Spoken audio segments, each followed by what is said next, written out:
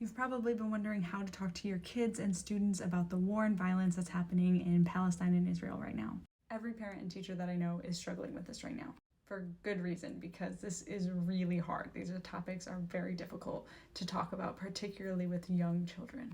And you might want to tell yourself that your kids don't know anything about it or they haven't heard about it, but if they are consuming any media that you aren't overseeing, or if they are going to school or interacting with other kids in some way, it's likely that they've heard about it even if they haven't brought it up to you. So the first thing you want to do is acknowledge it, because like I said, they've probably heard about it whether you realize it or not. So don't try to shield them from it. Just ask them directly, have you heard about this? What have you heard about it? Next, you're going to want to be honest about your feelings. Show them that it's okay to be vulnerable. Tell them that it makes you really sad, it makes you scared, it makes you angry, whatever it is you're feeling, share that with them. This lets them know that it's okay to have big feelings about what's going on. So then you're going to want to ask them how they feel. Check for their feelings. If they're feeling really scared, reassure them that they are safe in this moment if they are. And just let them know that it's okay to feel however they are feeling about it. But reassuring them that they are safe, again, if you and your family are safe right now, is really important, because kids can have a very hard time distinguishing violence that's happening somewhere else in the world from violence that could be happening immediately to them and their family.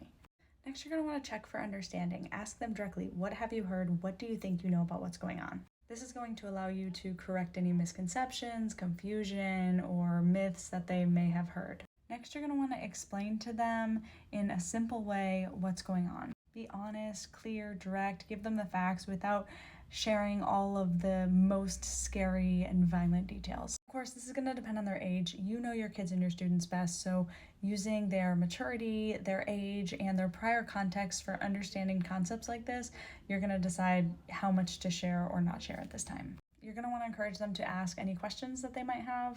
Be careful not to make them feel bad or guilty for any question that they ask. Even if their questions make you a little bit uncomfortable, you want to try not to show that, because you don't want them to feel like they can't ask or they shouldn't ask what's on their mind. If you don't know the answer to the question, be honest. Just say, I'm actually not sure. Let's do some research and learn together.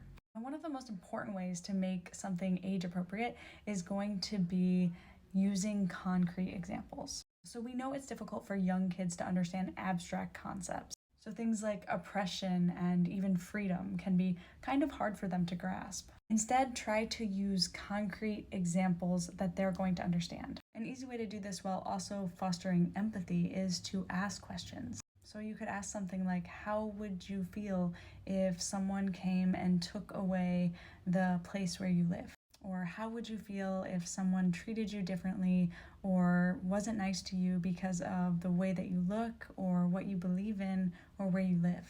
These kinds of questions can help them build connections to understand what's happening, and at the same time develop empathy as they put themselves in those shoes.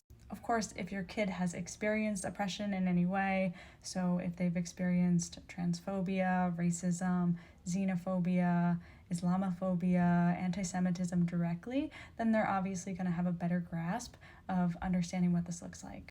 Or if you've talked about these concepts before. Now, if this is new to them, it might take them some time to really grasp it, so be sure to start simple and start with the basics. The next thing you're going to want to do is uplift the situation. And this is a really hard one because it's very difficult to find something good to say about violence and war. But as they say, focus on the helpers. Now, I will be the first to admit this advice is problematic if we're talking about adults, because as adults, focusing on the helpers and the positive side of things can entirely diminish the gravity of horrible situations that are happening. But what we don't want is for kids to develop an overwhelming sense of hopelessness and fear. So for them, learning about some positive aspect of it, of who's helping, how has this brought out the good side in humanity, and those kinds of things can really help them feel more secure and feel less hopeless. And then you're going to want to move towards action. Encourage them to do something that could potentially be helpful. Now, of course, this can be really hard because there's not much that kids are really able to do in a situation like this, but you can remind them. Just knowing what's going on and being aware of events that are happening in our world is a way to make an impact. And most importantly, standing up against any hate or bias that they might hear, for example, other kids at school talking about, and recognizing hate and bias when they see it. If you have the means to make donations, you can involve your kids in those decisions and let them know where you're donating and why, and that can help them feel like they're making an impact as well. Same goes for any other activism that you're working on doing, whether that's educating yourself, donating, or writing to your representatives.